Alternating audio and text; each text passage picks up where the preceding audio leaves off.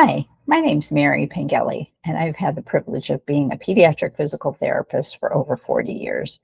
I work for Progressive Pediatric Therapy in West Palm Beach, Florida, and I've been asked to create some case studies showing some of the effectiveness of using the Galileo whole body vibration platform in therapy. And this is one of those case studies. This is a story about a superhero. Actually, the whole family has superpowers, in my opinion. This young boy was classified, quote unquote, as CP, cerebral palsy, GMFCS level 3. And this shows his recovery after a big orthopedic surgery. But first, let me make sure everybody knows what we're talking about. Cerebral palsy is a condition that occurs early in a child's life, usually around the time of birth. Were you aware that CP is actually the most common cause of disability in children? It's also considered a lifelong condition. So for my young hero, this was him at about a year old. And this is an example of some of the conditions that infants who develop cerebral palsy are faced with early in their life. Even though they may end up with some sort of lesion or trauma to the brain, that lesion doesn't actually get any worse. However, it will continue to affect a child's development, particularly their movement patterns and their sensory awareness. And then, as the child grows up with unusual patterns of movement, bones and muscles can also change. They can change shape and they can change length. And so this is one of the reasons that therapy is usually started early and has to continue throughout the child's growth. We all know that every child is unique, and each child with CP will have their own unique set of functional skills, medical needs, and environmental factors. So we really can't present this as a cookbook approach because, in fact, it's really more about us having a good tool bag and implementing whatever tools we need to as needed during this child's progression. In the world of therapy, most medical providers and many families will talk about the GMFCS levels of a child. This stands for the Gross Motor Functional Classification System, and it was basically developed as a simple way of describing the typical function and the support that a child may need for mobility. And it's divided up into 5 levels that sort of categorizes the child's usual way of sitting, walking, or otherwise moving. These levels can help caregivers and providers understand the need for assistive technology such as walkers or wheelchairs. But mostly, it's interesting to note that the research from the developers of this system, CanChild out of Canada, indicates that the levels are fairly stable after the age of 2 years in a child. And in fact, sometimes those levels will regress as a child gets older due to the changes to their bones and muscles. So now let's meet this hero of this case study. He's a young boy who is unique, but he's also very much like many other children with CP. Kids with CP have complex medical histories. They often undergo many surgeries, and they attend countless hours of therapy from the time they're born. This child spent his first year of life in a neonatal intensive care unit. He's actually one of 3 triplets that were born at 26 weeks gestation, just over 6 months of pregnancy. He had to be fed through a special tube in his nose. He had a tracheostomy to help him breathe through his neck, which eventually was removed by the time he was 2. And then they eventually closed the hole by the time he was 3. When he was 4 years old, he underwent neurosurgery to release a tethered cord and to complete a selective dorsal rhizotomy, which is a surgery indicated to reduce muscle tone in a child's legs. I got to meet him 2 months before his 7th birthday, just 6 weeks after he had another big orthopedic surgery that was done to repair his hip sockets, which were not growing properly, and to release tight muscles behind his legs, between his legs, and at his heel cords. This surgery is called an SEMLS, single event multi-level surgery, and is done sometimes to help prevent children from going through multiple surgeries through their growing years. This surgery required him to be in a large cast for 6 weeks after surgery. The only other important point to make is that the surgery happened during the height of COVID. What did that mean? Under COVID restrictions, he had not had any therapy for months prior to his surgery at the hospital where they usually saw him. We were an outpatient clinic, and we were able to see children during this time on an individual basis. And so we started therapy with him 3 days after his cast came off, which was only 6 weeks after his big surgery that was done to straighten his legs. His family had no input and no support through his casting, his surgery, and when the cast came off. So they were not aware that he could have a lot of discomfort from being casted and immobilized. His joints became very stiff, and when he started to move, he felt a great deal of pain, which caused him to just go into extreme flexion with muscle spasms that he couldn't stop. So by the time we got to see him 3 days after those casts came off, he was very, very nervous about being moved or touched, and everything hurt. And he had been keeping his legs flexed since the moment the cast came off. So when we started his therapy, this was as straight as I could get his knees. And his hips also were tight because he'd been sitting or laying on his back with his feet elevated. So he was very, very curled up. It was time for me to pull out my tool bag and use everything and anything I could to get him moving and straighter.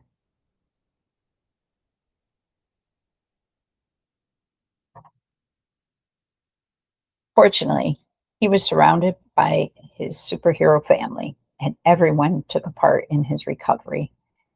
And his favorite superhero, by the way, was the Hulk. And he had a wonderful video that he played throughout many, many therapy sessions that just kind of empowered him to really push hard and try hard. We taught his family how to position him in prone on his tummy, and we put weights on his hips and his legs with little pillows under his knees so he would be comfortable but start to straighten and not have those strong flexor spasms. One of my friends that works in the school found an old stander. We padded that up so he could start standing and bearing weight on his feet. And we got him right into aquatic therapy, form of therapy that we were able to implement during COVID in a group. So for the next year, his entire family worked together to help him in his remarkable recovery. This was him 3 months after his surgery, starting to walk.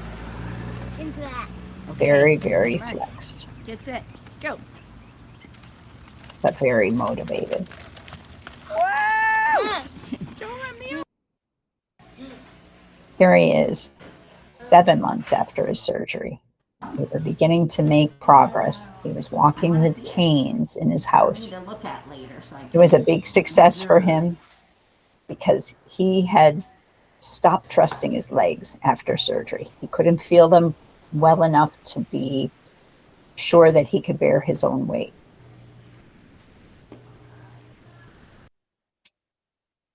So really looking at his progress in this short period of time, he went from not really being able to stand at all with the additional problem of having difficulty maintaining his oxygen levels with effort or crying. He would turn blue, his lips would turn blue, and he would just fade really quickly. So this was a result of that tracheostomy and his early respiratory problems. But now it's starting to show up in his care and his therapy and his function.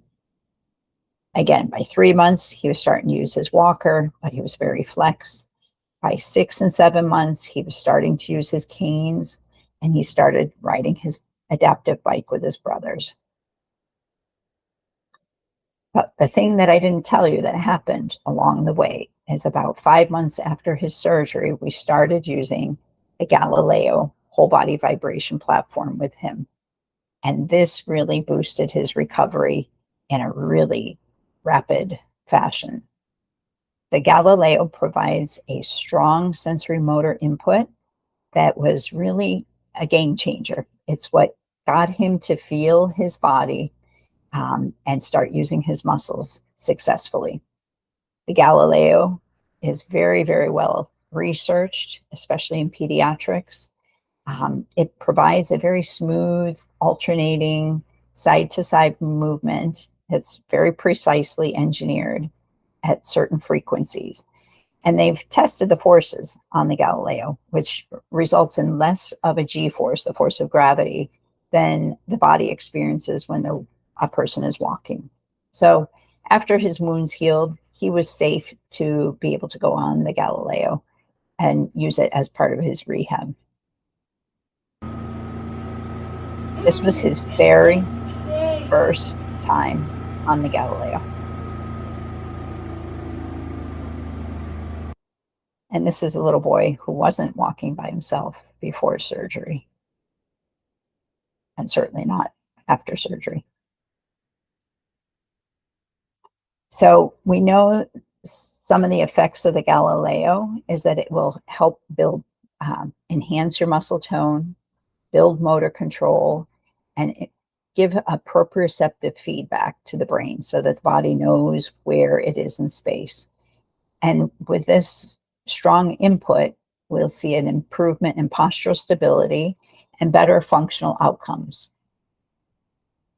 Your foot straight. So sometimes we'll use different props and supports when a person is on the Galileo. It's just to help him not pronate and to keep his knees apart, which was his pattern of standing and moving without the support. How does this work, though? The way that the Galileo works is by shifting slightly side to side, it automatically activates muscles through a spinal cord reflex. This spinal cord reflex is just like a knee-jerk response. When the doctor hits your knee with a hammer and it automatically fires, that's what's occurring when a person is on the Galileo. And because it's a side alternating pattern of movement, we actually are activating muscles very similarly to the way we do when we walk, because we walk reciprocally. But these contractions happen pretty fast. If we set a frequency, for example, at 18 hertz, 18 times a second, the muscle will contract and relax. And so while this is occurring, it will strengthen muscles, but it's also really great to stretch muscles. We, as therapists, will use a technique called contract relax, where we ask a person to work against a resistance, and then we ask them to relax, and we'll see that muscle stretch. When we move into a high frequency, the Galileo actually builds power because there's not enough time for the muscles to relax. So it's more like an isometric contraction, and it really helps to build power and strengthen muscles. And the entire time you're on the Galileo, you're getting a really strong sensory feedback that helps you understand where you are in space. So here he is stretching, just like we would do a hamstring stretch. And he's able to do this for intermittent periods as he tolerates it and get very good results with stretching quickly. But the nice thing about the Galileo is it really helps the whole body. And so as I said before, he had a lot of issues with breathing. And I didn't understand how much that affected his motor control initially until I started to really back up and consider why he was having some of the trouble he was having. So this is showing how we use the Galileo actually to help respiratory function. And by building respiratory function, we were able to build better respiratory endurance for all kinds of motor function. So here he is one day when he came in for therapy. Hello. Hello.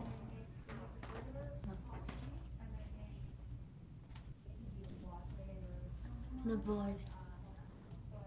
What about the board? Are you using your head on the board? Yeah. Did you want to walk with one hand? Just one cane? How many? So what I noticed was he didn't have any breath support. He could barely talk. He couldn't let go of the canes. He couldn't generate power in his legs. He was tired. He had just walked into therapy using his canes, and his respiratory function was his limiting factor at that moment. So I laid him down on the Galileo. And what does it do?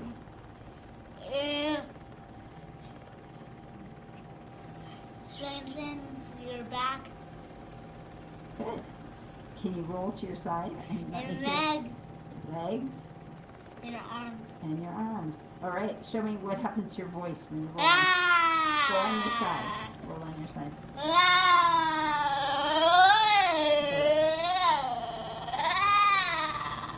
You sound like. So he'd already done these activities on the Galileo before, so he knew what I was looking for. But by getting him laying down with his chest on the platform, I was able to stimulate his respiratory system, his diaphragm, his intercostals, his vocal folds, to actually perform better. And then we just continued to do this for a couple of rounds to see what would happen with his voice and his breathing.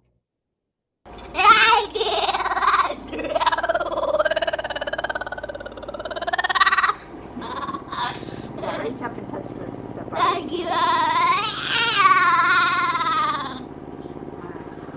I can touch the ceiling. So you can see how much fun he's having with it. He's feeling his voice. It feels good. His voice gets loud. The longer he's on it, the more he can talk for a longer period of time before taking a breath. So all of that's really, really critical and important. And it's telling me how much he needs to have the stimulation before I'm going to try and do anything with him.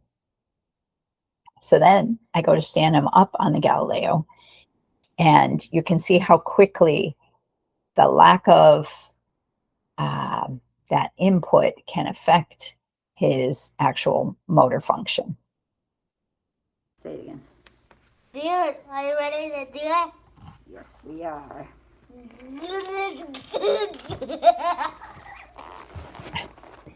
Now, this happened a lot. He couldn't always generate the power he needed in his legs, and he would just collapse like that in the middle of something. And of course, he's laughing. But I felt like the laugh was part of just his way of handling that lack of control in his legs. So that postural control wasn't able to be generated, and we had work to do. So I got him up, got his arms supported, and then we went to work on the legs. Hold your balance, because I'm going to turn it up. So I increased the frequency to get more power.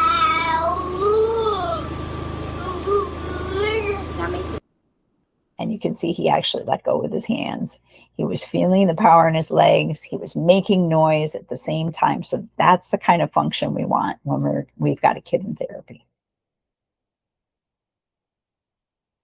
The other thing that I began to realize as I was working with him is he had some trouble with body awareness.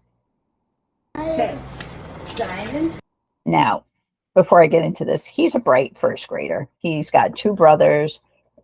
You can carry on a conversation with him about anything, and he's on it. But he's been through several surgeries, and he also has a visual motor problem. He's already had strabismus surgery. And I didn't, again, anticipate how much difficulty he would have understanding where his body was in space and how to coordinate the different parts of his body. In the meantime, I'm still asking him to do really complex motor functions like ride a bicycle, walk, do all kinds of obstacle courses.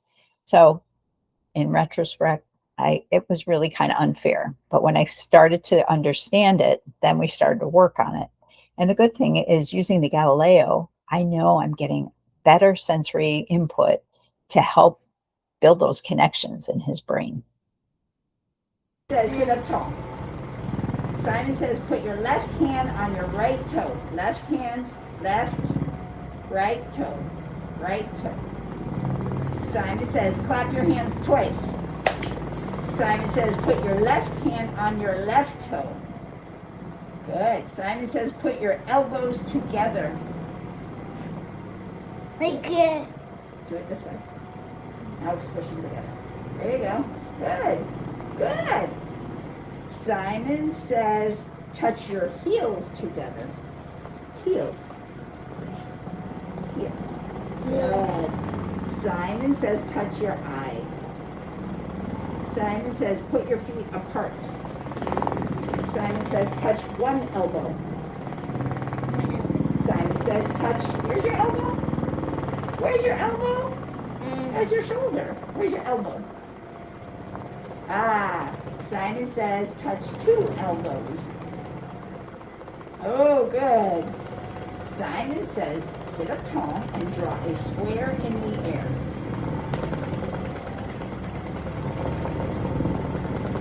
Good. Simon says clap 1 time. Simon says... So you get the idea. It wasn't as easy as I thought it should be, but we practiced and we did it laying down, we did it sitting up, we did it standing so that he could get more and more awareness of where his body was in space.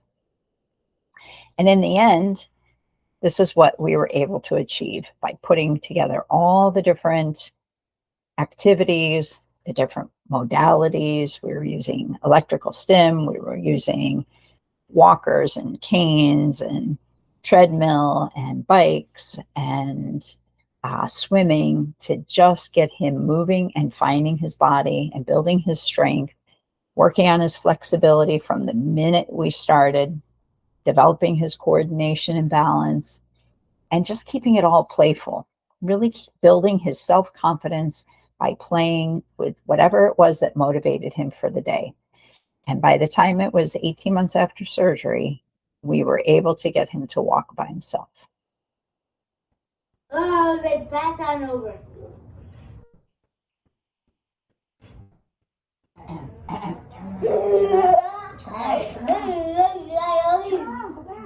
And that was one of those moments where he would have collapsed in the past, where he started Turn laughing. around when you get to the table. Come back.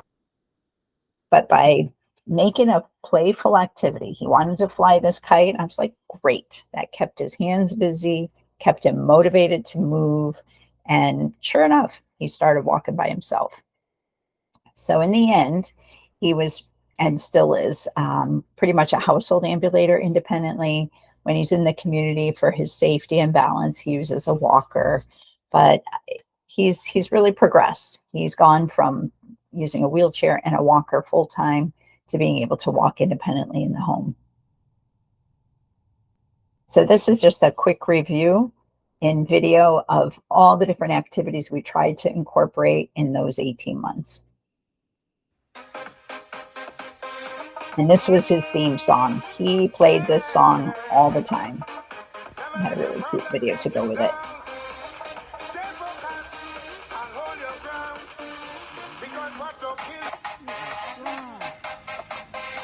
Okay. Get set. Go. Never let your problems get you down. Stay focused. hold your ground, because what will kill you should make you stronger. So my problem is like steroids, boy. I get my doses from all kinds of sources. I don't know them still can't kill me now. You see, as them sink me on the high so right on the storm, them just like a boat. So as the box me down, so I get up. They have to wonder how one else get up. And every crack I see, I don't see through. And by the help of God, I just get through. I just want to, I feel like gold. Move any mountain, I trample any building like gold. Man better than monster. It's man to learn the structure, boy. Trample them, trample them, trample them, trample them. I'm a champion, I'm a Jesus. I'm a problem. Trample them, trample them, get off them. Trials and testings does come before blessings, but we have to be patient, yeah. Weeping and mourning in the night, but joy in the morning. But we just have to endure. You see, God, the when the night come, so you don't really need the light on. Them say what goes around comes right back around. I go wait until the time come. So from sun up straight to sunset, you could catch I bus in a sweat. I must climb out. I feel like hope. Move any mountain, I trample any building like hope. Man better than monster. It's not to let me structure, boy. Trample them, trample them, trample them, trample them. I'm a champion, I'm a Jesus. One the problem is what we gonna do. Trample them, trample them, trample them. Get out there. You got the problem, you got the problem. You see, the Most High never give us more than we can bear, but He give us the strength and the will and the power and the courage to handle our problems through Him. So on the count of four, I want everybody step on their problem. 1, 2, 3, 4. Trample them, trample them, trample them, trample them. Manhandle them, manhandle them. Dismantle them, dismantle them. Trample them, trample them, trample them. Get out there, get out their problem, get out their problem. So as the things we want, you flow. I know these come, they're just like a boat. So as they push you down, so you get up. They have to wonder how you not get up. And every time you see it, I see through. And when you help the God, you will get through. Now everybody stop. I feel like hope. And that's And for the day. goodbye. Wait. Oh, not ready. Okay. That's how you do it. Bam. And so the reason I have all these videos is he and his brother actually had a YouTube channel, and they were making videos all the time, and he would narrate them and have his little spiel on it. So I really had fun putting this case study together, and I have to thank this family who has since moved, but I still keep in touch with the mom, and it's just remarkable to see all the progress that he's made through all of these difficulties. But just a wonderful, wonderful family, and they just are doing a great job keeping it family friendly and keeping it functional has really helped him along the way with all the other therapies. So thank you for your time, and I wish you all the best in your any efforts that you're putting out, and especially when you are able to use it with the Galileo. Have a great day.